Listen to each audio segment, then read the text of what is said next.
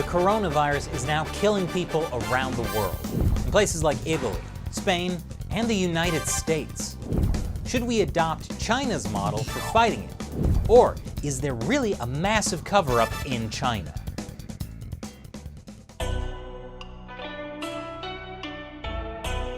Welcome back to China Uncensored. I'm Chris Chappell. The coronavirus, or the CCP virus as I'm calling it, because the Chinese Communist Party's cover-up is what allowed it to spread back in December and January. And we all know about the cover-up and the lies the Communist Party told back then, which is why they're trying to do everything they can to deflect coronavirus blame, like by claiming the US military brought the coronavirus to Wuhan, and using a massive propaganda push to make themselves look like the hero that's saving the world. So given their history of lies and propaganda about the coronavirus outbreak, would it really surprise you to learn that the Communist Party is still lying and covering things up now? After all, the Communist Party needs to maintain their narrative of being the world's hero. So as the CCP virus spreads around the world with thousands of deaths across Italy, Spain, and the United States, you should really question whether the Chinese Communist Party is telling the truth when they say everything's fine inside China. Even Wuhan, where the CCP virus started, supposedly has no new cases, thanks to the success of strict measures. They're lying. And it turns out anyone who can do basic math can figure out that they're lying. The official data from the Chinese government claims that about 3,300 people have died in China from the coronavirus since the outbreak began in December. That's the number for the entire country. But the word from people inside China tells a different story. A recent article in Caixin magazine included an interview with a truck driver in the city of Wuhan on March 26th. The driver said that he had loaded up 2,500 ash-filled urns and delivered them to a funeral home in Hankou district, and that he did the same number the day before. So that's 5,000 urns in 2 days from one funeral home, in one city, in a country that claims only 3,300 people have died from the coronavirus in the past 3 months. Now sure, some of those urns could represent natural deaths. According to data from provincial authorities in 2018, an average of 131 people die each day in Wuhan. Let's round up to 200 because hey, maybe there was a particularly deadly truck pileup on the busy streets of Wuhan. We're still talking about more urns on this truck in 2 days than the official coronavirus death toll in all of China in 3 months. This is a lot of dead people. Yes, each cardboard box is one urn. And according to Caixin, there are 3,500 urns in this photo. I've given just one example from one funeral home, so I hope by this point you're thinking, something fishy is going on. What's the real death toll from the CCP virus across China? Well, probably nobody knows the exact number, because there are lots of great ways to cover up the death toll. And some of them work so well that officials can no longer keep track even if they wanted to. One way to cover up the death toll is force people to stay in their homes. Don't actually test them. If they die, they were never tested for the CCP virus, so they don't count in the official statistics. Back in January and February, reporters inside China had documented multiple cases of this exact thing happening. Patients died of the coronavirus, but they were never officially tested. A second way to cover up the death toll is, if someone dies of complications from the CCP virus or had an underlying condition, doctors are encouraged to write that as the cause of death. Like it'll say severe pneumonia or heart disease instead of the coronavirus. This also doesn't get counted in the official statistics. For a long time, China has done this with flu deaths too. That's one reason that China reports extremely low numbers of deaths from the flu, only dozens of cases a year. By contrast, the US government uses statistical modeling to estimate the number of influenza-associated deaths in America each year, which is usually in the tens of thousands. This is why I say don't trust official Chinese government statistics. There are so many ways to manipulate them. A third way to cover up the CCP virus death toll is blatant censorship. China's most popular social media app, WeChat, has been censoring user-posted content related to the coronavirus since January. A fourth way is authoritarian pressure. The official party line since mid-March has been that the spread of the virus has been basically curbed in Hubei province and the city of Wuhan, the original epicenter. So imagine you're a local official in Wuhan, and you see that people in your district are continuing to die from the coronavirus at an alarming rate. Or even worse, it looked like things were getting better, but now they're getting bad again. You can either A, tell the higher-ups that a lot more people are dying and dear leader Xi Jinping's official narrative is wrong, or B, keep your fool mouth shut and sweep the ashes under the rug. I think they're all choosing option B, so they can keep their jobs and their lives. This is the reality of being a local official in an authoritarian regime. You're forced to toe the party line. It's like the 1986 Chernobyl accident in the Soviet Union. Watch that show Chernobyl on HBO, and you'll see how everyone's first response is to downplay how bad things are because they don't want to get in trouble. Nuclear meltdown is not possible. It's just small fire.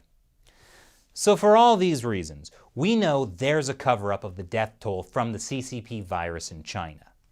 How many people have really died? Let's look at some estimates. I've seen reports that China has lost 21 million mobile phone subscribers in the past 3 months, and maybe this means they're all dead. That's probably not what's happening. According to official data, the number of mobile phone lines dropped from 1.6 billion to 1.579 billion. Going from 1.6 billion down to 1.579, that's about 21 million fewer phone lines. But even 1.579 billion is vastly more phone lines than people in China, including babies. Which is to say, a lot of people have more than one mobile phone, or more than one SIM card in each phone. Dual SIM phones are pretty common in China, and at a time of economic crunch, it makes sense to cancel extra lines. Like, you had to close your small business? Cancel that extra line. You and your wife are quarantined in Wuhan and you can't travel to Shanghai to see your mistress. Cancel her extra line. If 21 million people had died from the CCP virus, that's probably too many people to cover up. But the Chinese regime could easily be covering up a death toll that's in the tens of thousands, still much bigger than the official death toll of 3,300. That seems to be what's happening. This article in the UK's Daily Mail says scientific advisors told Prime Minister Boris Johnson that the number of cases of coronavirus in China could be downplayed by a factor of 15 to 40 times. Now, I'm not saying the Daily Mail is the most trustworthy source of news, but they're not the only ones making this claim. And a factor of 15 to 40 times sounds about right based on, again, some simple math. This Radio Free Asia article looks at a few different estimates for the death toll. It says some social media posts have estimated that all 7 funeral homes in Wuhan are handing out 3,500 urns every day in total. And they're trying to complete this before April 5th. That's China's Qingming Festival, the annual holiday where you're supposed to go to your ancestors' grave, or the place where their ashes are stored, and burn incense. Or burn money, so your ancestors can get rich in the afterlife.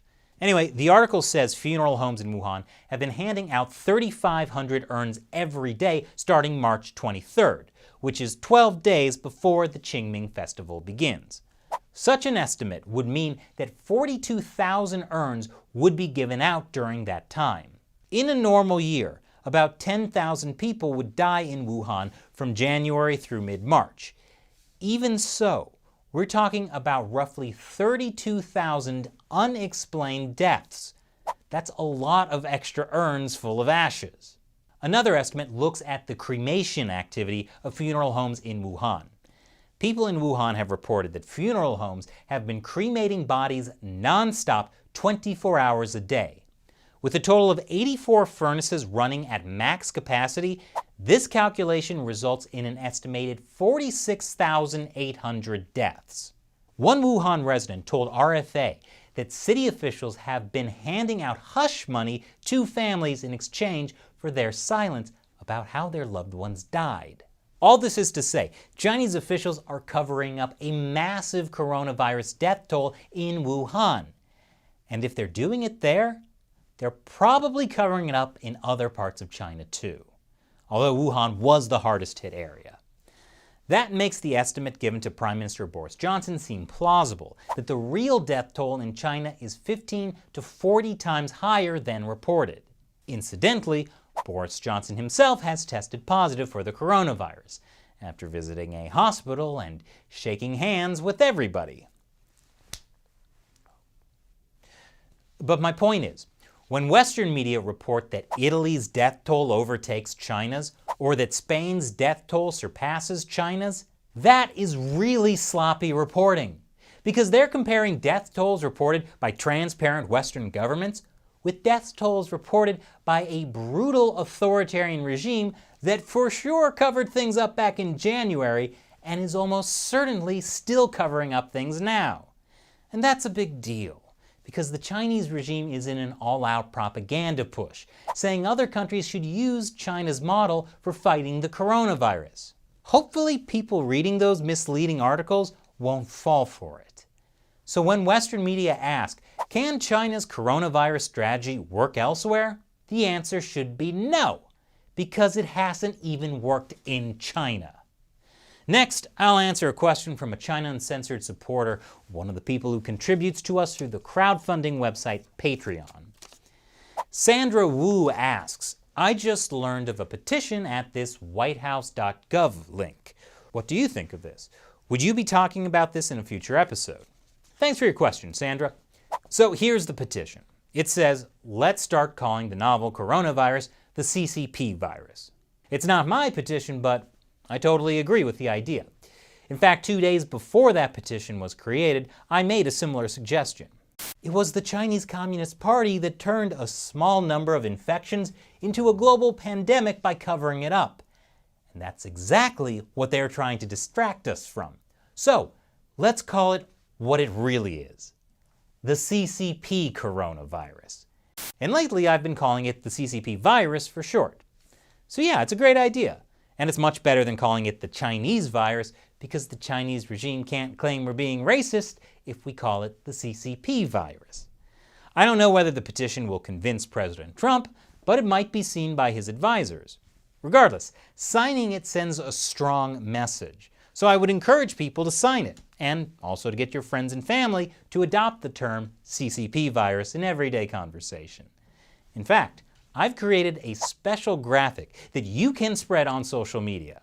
I put a link for that in the description below. Have fun. Thanks for watching, and thank you to my supporters who help us keep the show going. You can support us by contributing $1 or more per episode on the crowdfunding website Patreon, or you can contribute through PayPal or with Bitcoin. Details are below. Once again, I'm Chris Chappell. Thanks for watching China Uncensored.